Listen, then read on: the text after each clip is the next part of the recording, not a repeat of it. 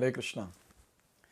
So we are discussing Chatu Shloki Bhagavad-gita, the 4 verses which summarize the entire essence of Bhagavad-gita. So 2 verses we have seen. Shloka number 8 talks about or establishes that how Krishna is Supreme Personality of Godhead, how is the source of everything and everyone. And in the next shloka, that is shloka number 9, there Krishna spoke about how his pure devotees worship him and how they take pleasure in discussing about the transcendental topics related to the Lord. So now after having spoken these 2 verses, now in the next 2 verses, Krishna is going to speak about how he reciprocates with such sincere and serious devotees. So let's see the first one in shloka number 10.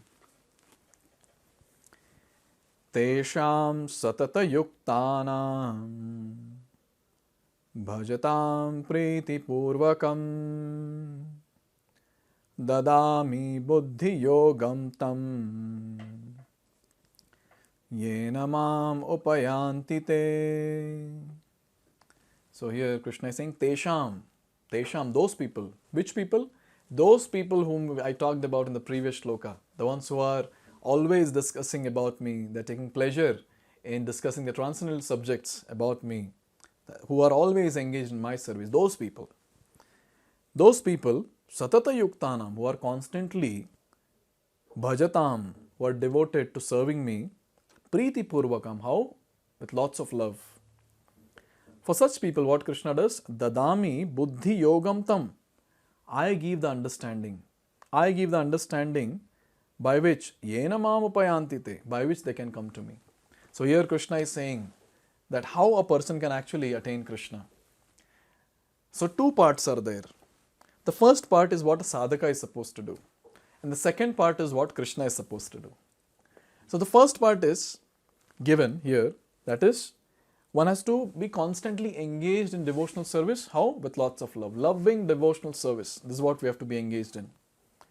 This is what is our role. Apart from this, there is nothing else that we can do. We have to be engaged in loving devotional service of Krishna, and the other part Krishna will do. He will give the intelligence and he will tell us what next to do to attain Krishna, to go back home, back to Godhead. A very, very important shloka. Let's discuss some details of the shloka. So here we are speaking of buddhi-yoga.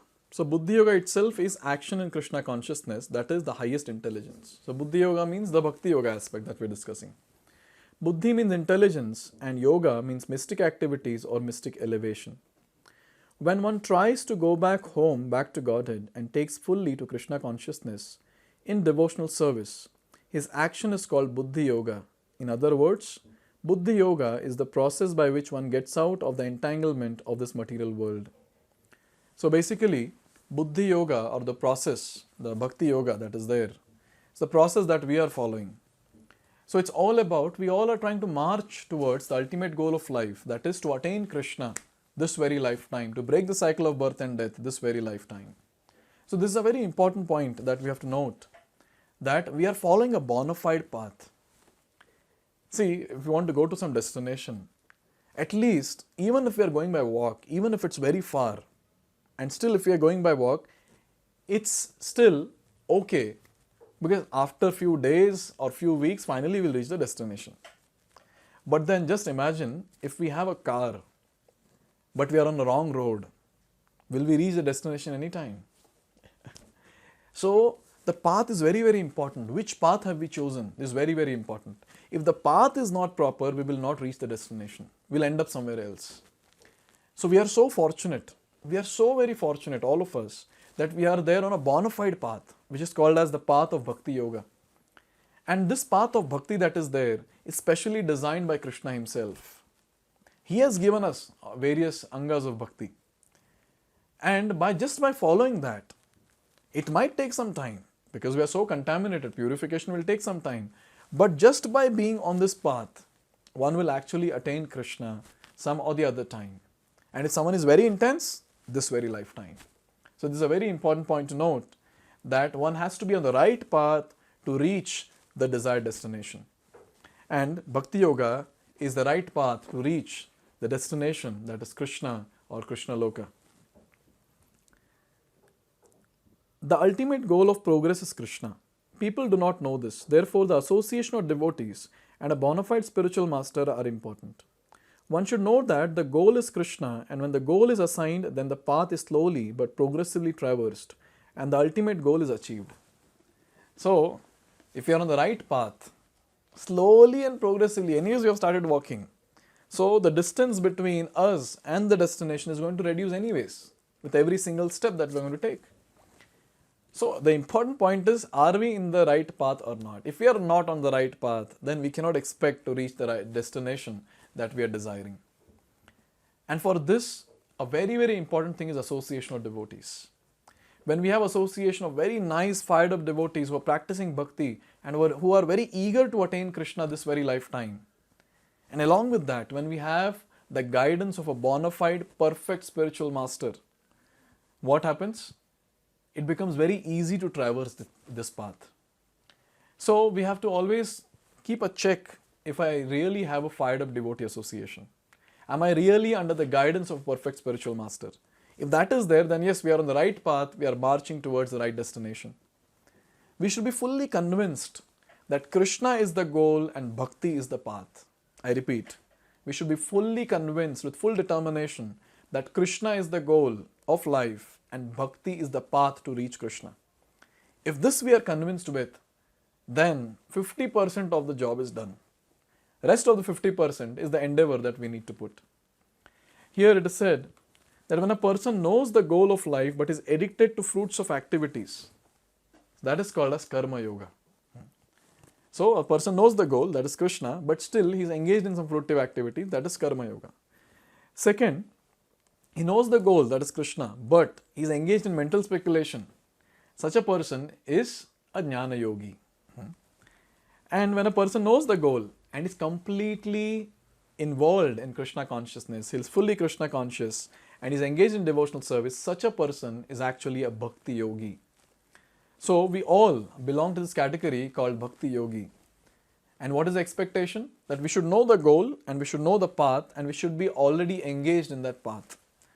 So we have already started walking. We all have started already walking because we are reading Bhagavad-gita, we are in the 10th chapter. So we already started walking on the path. But now the thing is, we shouldn't deviate to any other yoga system, that is karma yoga, jnana yoga, ashtanga yoga. We should just have firm determination that this is the path and this path will take me to the ultimate destination.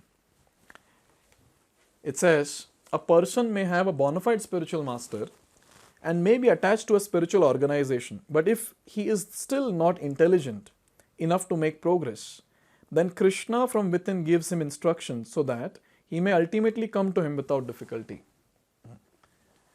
So now see, what is our role? Our role is that we should be having a bona fide spiritual master. We should be under the guidance of a bona fide spiritual master and follow the instructions as it is. And we should be attached, very, very nicely we should be attached to a bona fide parampara. And when this is done, what happens?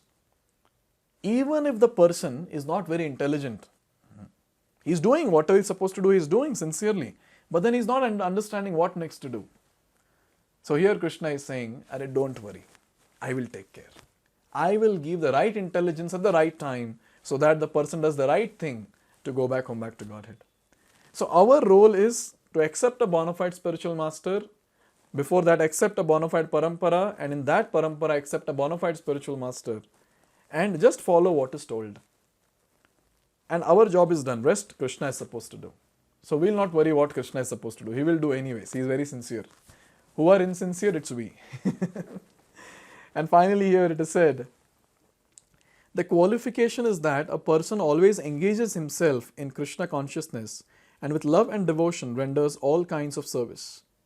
He should perform some sort of work for Krishna and that work should be with love. See, this is the qualification. When will Krishna give us intelligence? When we are fully engaged in service of Krishna with love and devotion. So we should keep checking ourselves. What am I doing? Am I utilizing maximum time of my life in service of Krishna or not?